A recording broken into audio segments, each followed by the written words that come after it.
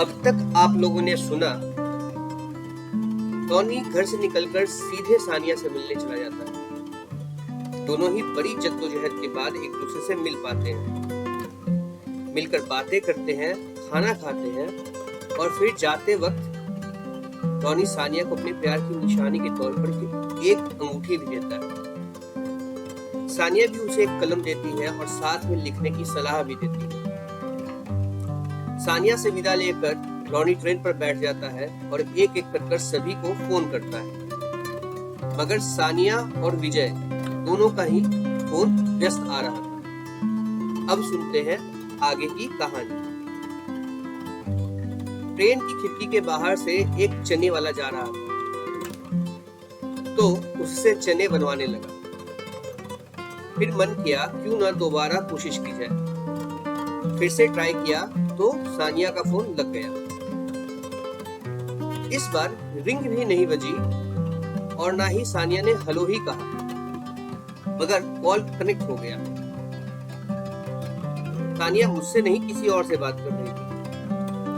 शायद ये cross connection हो गया था। पहले के 30 सेकेंड्स वही कहती रही। इधर मैं हेलो हेलो कहता रहा, मगर उसके तरफ से मुझे कोई जवाब नहीं मिल रहा था। वो तो दूसरे किसी से बात करने में व्यस्त थी।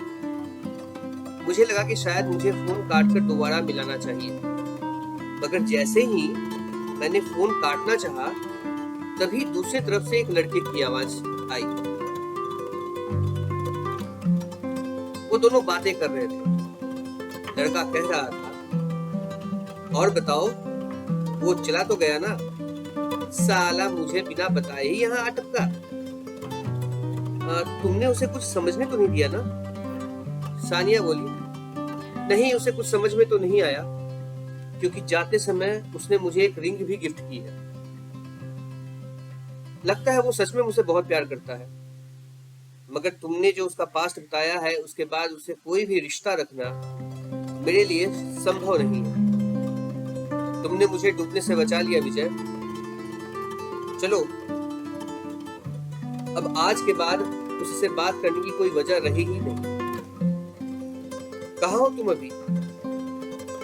विजय बोला, यही हावड़ा स्टेशन के पास भीमसेन होटल में ठहरा हुआ हूँ, कमरा नंबर 7। चलिए आओ, मिलकर मस्ती करेंगे।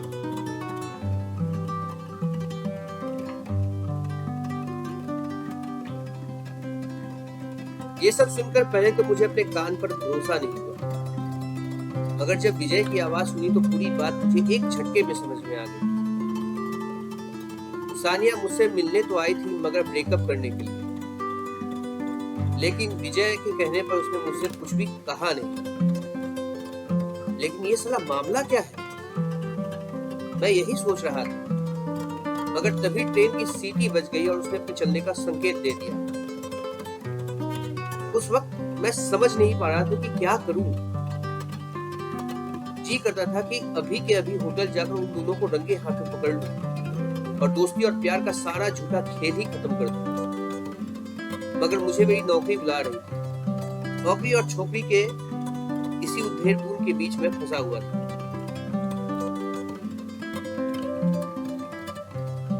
उस समय मेरे पैरों के नीचे से जमीन खिसक गई थी। आंखों के आगे अंधेरा सा छाने लगा। ऐसा लगा जैसे किसी ने मेरे पीठ पर छुरा मारा हो और मेरे मुंह पर कपड़ा ठूस दिया हो। दिमाग में एक ही साथ अपने दोस्ती और अपने प्यार की सभी यादें उमड़ने लगी। दोनों का चेहरा एक साथ दिमाग में दौड़ने लगा। काश कि मैं आज उससे मिलने ही नहीं आया होता। काश मैंने उनकी बातें नहीं सुनी होती। काश कि ये सब मेरा वहम होता। मगर मैंने तो दोनों की आवाज सुनी थी, वो भी साफ साफ। अगर ऐसा कुछ नहीं तो फिर वो दोनों मेरे बारे में बात क्यों कर रहे थे? यही सभी बातें मेरे मन में चल रही थी कि तभी ट्रेन ने हरकत कर दी। ट्रेन स्टेशन छोड़ रही थी और मेरा सब्र छूट रहा था। दिल और दिमाग में एक अजीब सी जंग छिड़ी हुई थी। एक को प्यार की पड़ी थी तो दूसरे को रोटी की।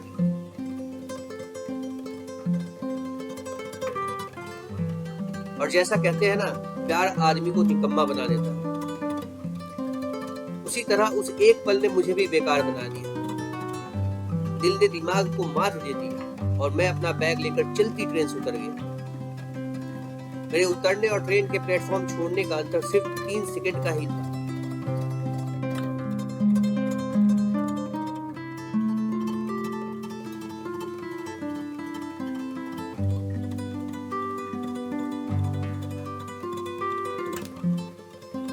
मुझे मालूम था कि होटल भीमसेन स्टेशन से 10 कदम के फासले पर ही है। मुझे यहाँ से वहां जाने में बस उतना ही समय लगने वाला था जितना कि स्टेशन से बाहर निकलने में लगता। लेकिन मैं थोड़ा सब्र से काम लेना चाहता था। सानिया जब बात कर रही थी तब वो बस में थी। उसका बस उस समय लेक टाउन के पास था। उस समय कंडक्टर किसी से बात कर रहा था और उसे उस जगह का नाम बता रहा था, तभी मैं यह जान पाया।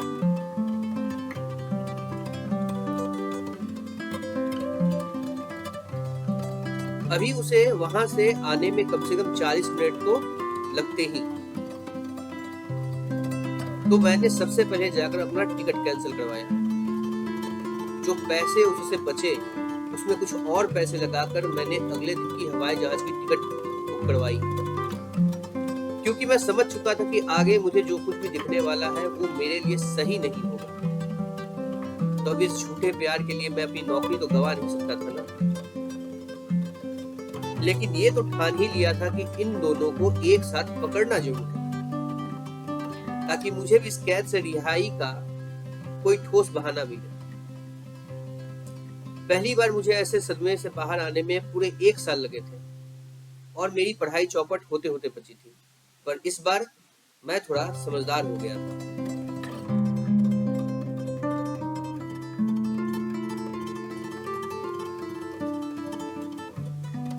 इसे खुद को बर्बाद नहीं कर सकता था। फ्लाइट की टिकट होते ही सीधे मैं होटल गया जहां दोनों मिलने वाले थे। किसी तरह रिक्वेस्ट करके कमरा नंबर 8 अपने लिए लेने में मैं कामयाब रहा। मैं वो कमरा इसलिए भी लेना चाहता था ताकि मैं आते या जाते समय किसी भी समय सानिया को देख सकूं और फिर दोनों को साथ में रंगे हाथों पकड़ सकूं। मैंने अपना सामान कमरे में रखा और वही कॉरिडोर में उनके आने का इंतजार करने लगा। खुद को छुपाने की जरा भी कोशिश नहीं थी मेरी, क्योंकि मैं चाहता था कि दोनों में से कोई एक मुझे आते या जाते हुए देख ले। मजा तो तभी आता ना।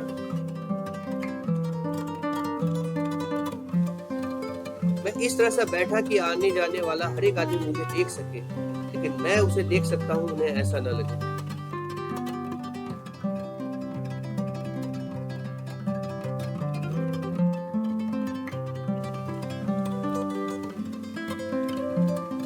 करीब 10 मिनट के बाद सानिया होटल पहुंची। उसे देखते ही मुझे उस दिन की याद आई जब मैं विजय से मिलने उसके होटल गया था। उस दिन भी जो लड़की आई थी वो बिल्कुल ऐसी ही तो थी। वही चाल, वही कद, वही डील डॉल। मुझे खुद को समझाने में देर नहीं लगा, ये वही है। पर मेरे मन में शक भी हुआ कि कहीं अगर ये सानिया नहीं हुई तो क्या होगा।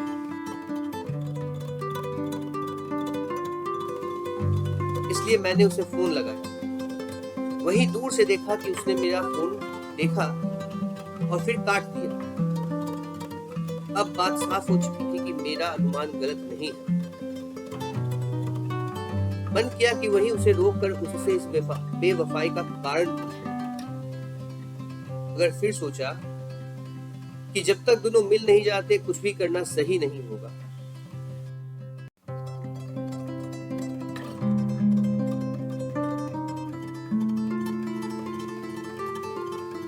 मैंने सानिया के विजय के कमरे तक जाने का इंतजार किया। कमरा नंबर 7 के दरवाजे पर उसने आवाज लगाई।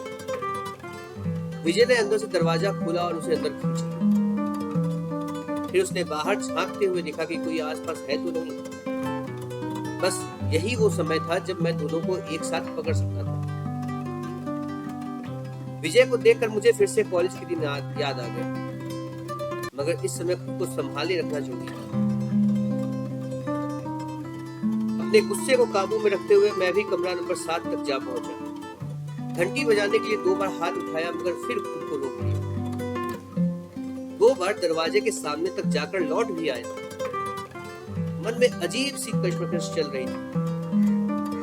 फिर मन को थोड़ा मजबूत किया और दरवाजे पर दस्तक दे ही डाली। अंदर से विजय निकला, कमर पर तौलिया लपेटे।